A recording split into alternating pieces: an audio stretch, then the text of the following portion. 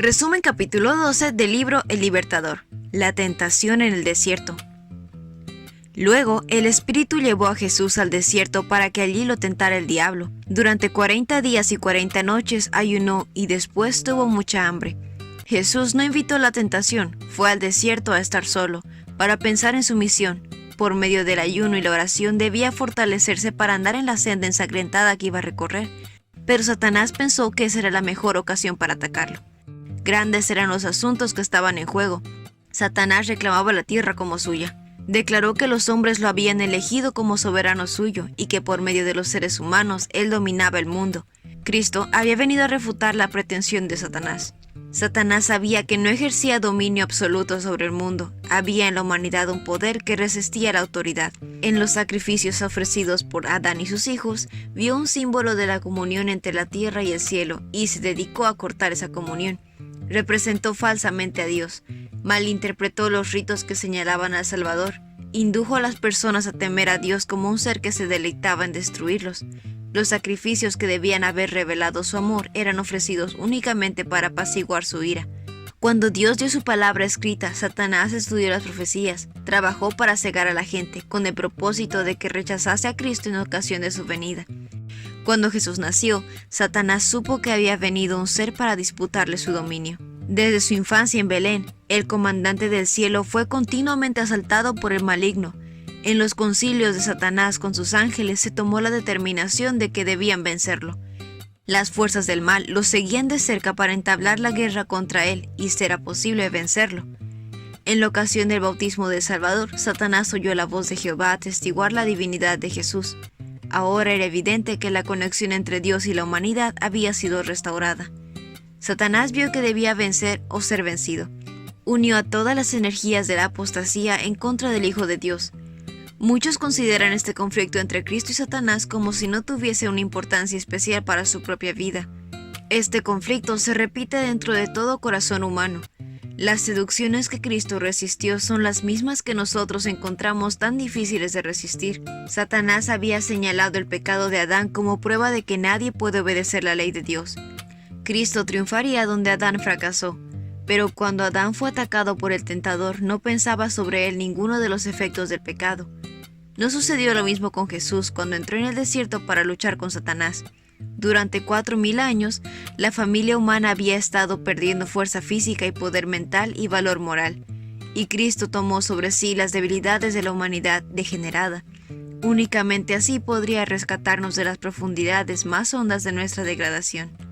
Nuestro Salvador tomó la humanidad con todas sus desventajas, tomó la naturaleza humana con la posibilidad de ceder a la tentación. No tenemos que sobrellevar nada que Él no haya soportado. Para Cristo, como para Adán y Eva en el Edén, la primera tentación se trató del apetito.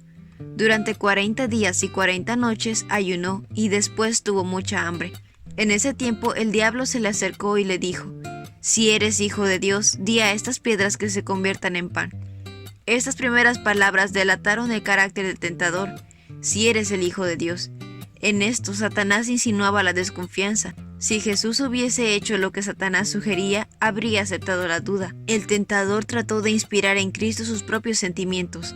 «Si eres hijo de Dios». En su voz había una expresión completa de incredulidad.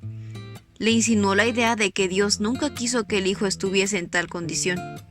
Las palabras del cielo, «Este es mi Hijo muy amado», resonaban todavía en los oídos de Satanás, pero él estaba resuelto a hacer dudar a Cristo de este testimonio. La palabra de Dios era para Cristo la garantía de su misión divina. Esa palabra declaraba su conexión con el cielo. Esperaba que bajo la fuerza de la desesperación y el hambre extrema, Cristo perdiera la fe en su Padre y obrase un milagro en su propio favor. Si lo hubiera hecho, habría malogrado el plan de salvación. Fortalecido por el recuerdo de la voz del cielo, Jesús se apoyó en el amor de su Padre. Jesús hizo frente a Satanás con la Biblia. «Las Escrituras dicen», respondió. El arma en su lucha era la palabra de Dios. Mientras Cristo se mantuviera en esa posición, el tentador no podría obtener ventaja alguna. En el momento de mayor debilidad, Cristo fue asaltado por las tentaciones más intensas. Cuando estamos perplejos o afligidos por la pobreza o las angustias, Satanás está allí para tentarnos, para atacar los puntos más débiles de nuestro carácter, para destruir nuestra confianza en Dios. Muchas veces el tentador viene a nosotros como fue a Cristo. señalando nuestras debilidades, espera desalentarnos y quebrantar nuestra confianza en Dios. Pero si nosotros le hiciéramos frente como lo hizo Jesús, evitaríamos muchas derrotas. Cristo dijo al tentador: la gente no solo vive del pan, sino de cada palabra que sale de la boca de Dios. Muchas veces, el que sigue a Cristo se ve colocado en donde pareciera que la obediencia a algún claro requerimiento de Dios lo privará de sus medios de subsistencia. Satanás quisiera hacerle creer que debe sacrificar las convicciones de su conciencia, pero en lo único que podemos confiar es en la palabra de Dios. En el último gran conflicto con Satanás, los que sean leales a Dios se verán privados de todo apoyo terrenal, porque se niegan a violar su ley y se les prohibirá comprar o vender. Pero Dios ha prometido a quien obedece: ese tal morará en las alturas. Se le proveerá de pan y no le faltará agua, será alimentado cuando la tierra esté asolada por el hambre. En todas las edades, las tentaciones que excitan la naturaleza física han sido las más eficaces para corromper a la humanidad. Mediante la intemperancia, Satanás obra para destruir las facultades mentales y morales. Cristo declara que antes de su segunda venida, la condición del mundo será como en los días anteriores al diluvio, y como en los tiempos de Sodoma y Gomorra. Debiéramos entender claramente la lección del ayuno del Salvador. Solo podemos evaluar el mal de la gratificación sin freno por medio de la indecible angustia que soportó Cristo. Nuestra única esperanza de vida eterna consiste en sujetar los apetitos y las pasiones a la voluntad de Dios. Todo aquel que lucha contra el poder del apetito debe ver al Salvador en el desierto de la tentación. Jesús dijo: se acerca el que gobierna este mundo, el que no tiene ningún poder sobre mí. No había en él nada que respondiera a los razonamientos engañosos de Satanás. Cristo nos mostró cómo puede lograrse esto. ¿Por medio de qué venció Cristo a Satanás? Por medio de la palabra de Dios.